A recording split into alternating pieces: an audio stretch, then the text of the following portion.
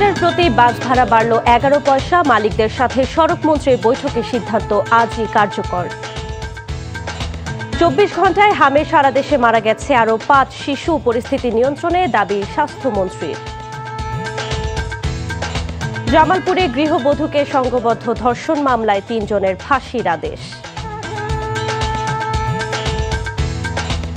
রাজশাহীতে তাপমাত্রা 40 ডিগ্রি, জনজীবনে হাঁসফাঁস। ভারী বৃষ্টিতে হাওরে ধানের ব্যাপক ক্ষতি।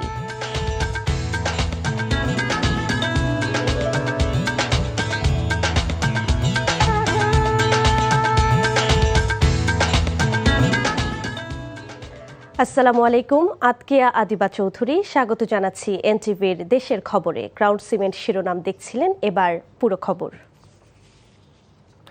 জ্বালানি তেলের দাম বৃদ্ধির প্রেক্ষিতে কিলোমিটার প্রতি 11 পয়সা করে বাড়ানো হলো বাস ভাড়া। ঢাকা ও চট্টগ্রাম মহানগরীতে প্রতি কিলোমিটারে নতুন ভাড়া হচ্ছে 2 টাকা 53 পয়সা। আর আন্তজেলা বাসের নতুন ভাড়া বেড়ে দাঁড়াবে 2 টাকা 23 পয়সা। আজ সচিবালয়ে সড়ক পরিবহন মন্ত্রণালয়ের সংশ্লিষ্ট সব পক্ষের বৈঠকে এই সিদ্ধান্ত নেওয়া হয়। ভাড়া সমন্বয়ের ক্ষেত্রে শুধু জ্বালানি তেলের বর্ধিত মূল্যই বিবেচনায় নেওয়া হয়েছে বলে জানিয়েছেন সড়ক পরিবহন ও সেতু মন্ত্রী শেখ রবিউল আলম। নাজরানা চৌধুরীর রিপোর্ট। ইরান ইসরায়েল যুদ্ধের প্রেক্ষিতে বিশ্বব্যাপী জ্বালানি তেলের দাম বৃদ্ধির কারণে গত শনিবার ডিজেলের দাম লিটার প্রতি 100 টাকা থেকে বাড়িয়ে 115 টাকা নির্ধারণ করে সরকার। এরপর থেকেই পরিবহন খাত সংশ্লিষ্টরা বাস ভাড়া নতুন করে নির্ধারণের দাবি করে আসছিল। পরিবহন সংশ্লিষ্টদের সাথে মোট 3 দফা বৈঠক করে অবশেষে বৃহস্পতিবার ভাড়া বাড়ানোর সিদ্ধান্ত নিল সড়ক পরিবহন ও সেতু মন্ত্রণালয়। ঢাকা ও চট্টগ্রাম মহানগরীতে বাসের ভাড়া প্রতি কিলোমিটারে আগে যেটি ছিল 2 টাকা 42 পয়সা, সেটি 11 পয়সা বাড়িয়ে 2 টাকা 53 পয়সা করা হয়েছে। আর আন্তজেলা বাসের জন্য নতুন ভাড়ার হার হবে 2 টাকা 23 পয়সা। সড়কমন্ত্রী শেখ রবিউল আলম এ সময় সাংবাদিকদের বলেন, শুধুমাত্র জ্বালানি তেলের দাম বৃদ্ধিকেই নতুন এই ভাড়া নির্ধারণের ক্ষেত্রে বিবেচনা করা হয়েছে। তেলের দাম পুনরায় কমলে আবার এই একই প্রক্রিয়ায় ভাড়া কমবে, আবার তেলের দাম যদি বাড়ে কোনো কারণে তাহলে একই প্রক্রিয়ায় ভাড়া সমন্বয় হবে। অর্থাৎ এই সমন্বয়টা একটা চলমান প্রক্রিয়া থাকবে। এর জন্য নতুন করে আর মিটিং করে সিদ্ধান্ত নেওয়ার প্রয়োজন হবে না বিধায় আমরা মনে করেছি তেলের দাম বাড়া কমানোর সাথে সমন্বয়টা কি হবে, একটা প্রজ্ঞাপন জারি করে বিআরটিএ ওই ফর্মুলা অনুসারে ভাড়া নির্ধারণ করে দেবে। 2022 সালে ডিজেলের দাম লিটার প্রতি 114 টাকা হওয়ার পর বাস ভাড়া বাড়ানো হয়েছিল, কিন্তু এরপর ডিজেলের দাম কমে 100 টাকা হলেও বাস ভাড়া কমানো হয়নি। তাহলে এখন ডিজেলের দাম 115 টাকা হওয়ার পর কেন বাস ভাড়া বাড়ানো হলো, এমন প্রশ্নের জবাবে সড়কমন্ত্রী বলেন, পরিবহন মালিকদের অনেক দাবি থাকা সত্ত্বেও তারা মাত্র 11 পয়সা ভাড়া বাড়ানোর সিদ্ধান্ত নিয়েছেন। 15 টাকা বেড়েছে। আমাদের যে ফরম্যাট আছে, যে ফর্মুলা আছে, তাতে পার আপনার টাকায় 1 পয়সা বাড়ে। তাদের মেইনটেন্স কস্ট বেড়েছে, ইত্যাদি বেড়েছিল, আমরা সেটা আমলে নিইনি প্রথম। দ্বিতীয়ত হচ্ছে এই যে 1 টাকায় 1 পয়সা যেটা, তাতেও 15 পয়সার মতো বাড়ে। আমি তাদেরকে বার্গেনিং করে বা ধরেন মানে সক্ষম হয়েছি সেটা 15 পয়সার জায়গাও সেটাকেও আমি 11 পয়সায় আনতে এই মুহূর্তে সক্ষম হয়েছি। বিআরটি এর প্রজ্ঞাপন জারি হওয়ার পর নতুন হারের এই ভাড়া বৃহস্পতিবার থেকেই কার্যকর হচ্ছে। নজরানা চৌধুরী, এনটিভি নিউজ, ঢাকা। সরবরাহ বাড়ায় রাজধানীর পেট্রোল পাম্পগুলোতে কমে আসতে শুরু করেছে জ্বালানি সংগ্রহের লাইন। কয়েকদিন আগেও যেখানে তেলের জন্য 10 থেকে 12 ঘন্টা অপেক্ষা করতে হতো, সেখানে এখন সময় নেমে এসেছে 2 থেকে 4 ঘন্টায়। ফলে জনমনে কিছুটা স্বস্তি ফিরতে শুরু করেছে। তবে এখনও পাম্পের সামনে বাইক ও প্রাইভেট কারের দীর্ঘ সারি দৃশ্যমান। বিস্তারিত নাহিদ প্রিন্সের রিপোর্টে। চৈত্রের তপ্ত রোদে কিংবা গভীর রাতে কয়েকদিন আগেও এই দৃশ্য ছিল চরম ভোগান্তির। জ্বালানি তেলের জন্য মাইলের পর মাইল দীর্ঘ লাইন আর অন্তহীন অপেক্ষা ছিল প্রতিদিনের চিত্র।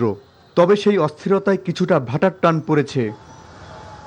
রাজধানীর পাম্পগুলো ঘুরে দেখা গেছে বাইক আর ব্যক্তিগত গাড়ির সারি এখনও দীর্ঘ হলেও কমেছে অপেক্ষার প্রহর।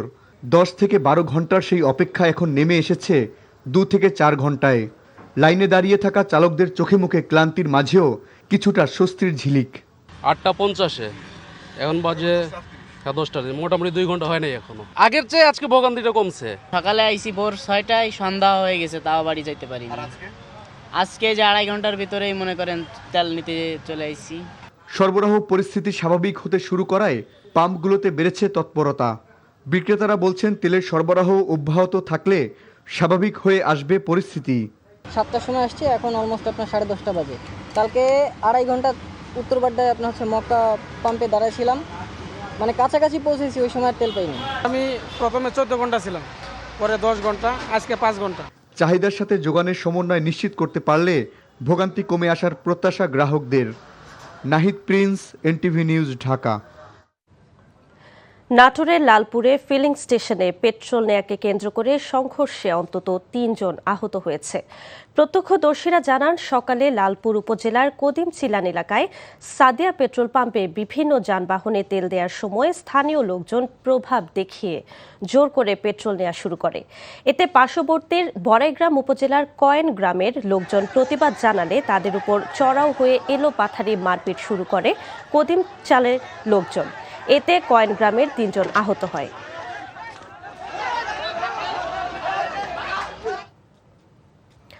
হাম নিয়ে স্বস্তির খবর নেই। গত 24 ঘন্টায় হামে আক্রান্ত হয়ে সারা দেশে মারা গেছে আরও 5 শিশু। আক্রান্ত হয়েছে আরও 1170 জন।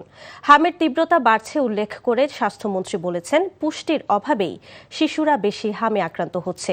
এ পর্যন্ত হামে আক্রান্ত হয়ে 194 শিশুর মৃত্যুর কথা বলছে স্বাস্থ্য অধিদপ্তর। ওবায়দুল্লাহ মামুনের প্রতিবেদন। 10 মাস বয়সী আবিরকে নোয়াখালী থেকে জ্বর, সর্দি, কাশি নিয়ে 1 সপ্তাহ আগে ভর্তি হয়েছে মহাখালীর ডিএনসিসি ডেডিকেটেড কোভিড হাসপাতালে। এর আগে নোয়াখালীতে 5 দিন চিকিৎসা নেওয়ার পর হামের উপসর্গ দেখা দেয়। চিকিৎসকরা পরামর্শ দেয় ঢাকায় নেয়ার জন্য। আমরা অনেক হসপিটাল গেছি, আমাদের কোনো জায়গায় ভর্তি নেই। লাস্ট আমরা এখানে আসছি, এখন ওই যে ওর জ্বর কমে নাই, জ্বর আজকে 22 দিন জ্বর। তার মতো অনেকেই শিশুদের নিয়ে ভর্তি হয়েছেন এই হাসপাতালে। কারো শরীরে র্যাশ, কারো বা শ্বাসকষ্ট। তবে সবারই কমন সমস্যা জ্বর আর গায়ে লাল লাল গোটা বা র্যাশ। কেউ সপ্তাহখানেক, কারো বা হাম থেকে মুক্তি পেতে সময় লাগছে আরও বেশি। সন্তান নিয়ে উৎকণ্ঠায় পিতামাতা। পাতলা বাগানে ভালো হয়ে গেছিল, কালকে রাত থেকে আবার শুরু হয়েছে, পরে এই জন্য আরো একদিন অবজারভেশনে রাখছে।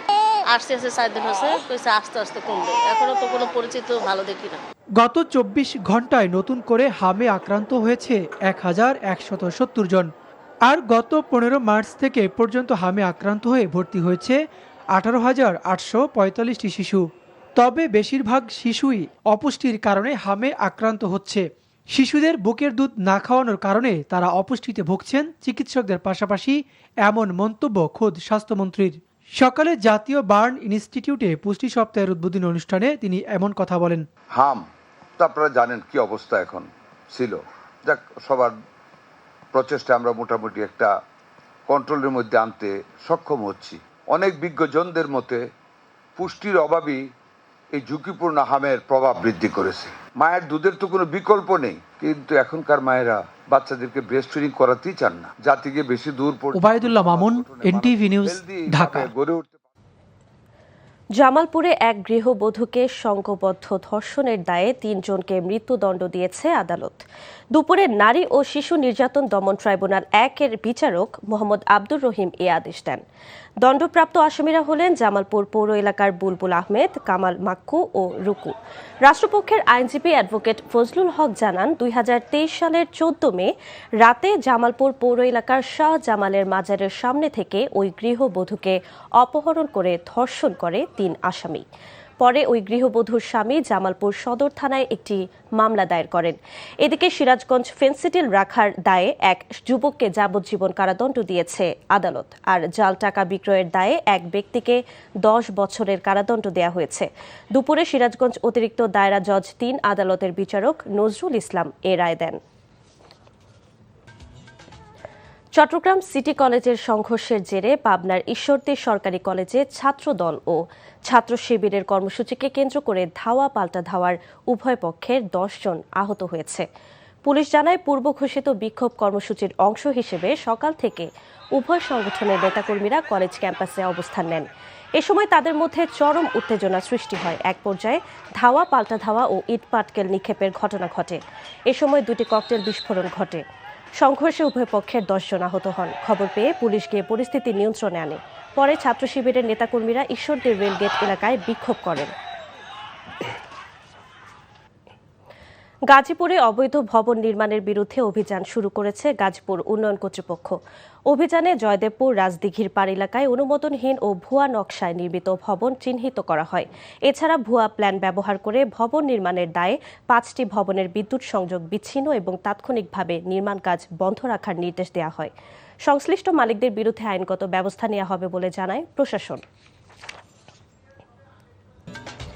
এই ছিল দেশের খবরে। এই খবরের ভিডিও সহ আপডেট জানতে ভিজিট করুন এনটিভি অনলাইন www.ntvepd.com। এছাড়াও এনটিভির জনপ্রিয় সব অনুষ্ঠান ও খবরের আপডেট জানতে ভিজিট করুন আমাদের ইউটিউব ও ভেরিফাইড ফেসবুক পেজ। 6টা ইভিনিং নিউজ দেখার আমন্ত্রণ রইল। ধন্যবাদ সবাইকে।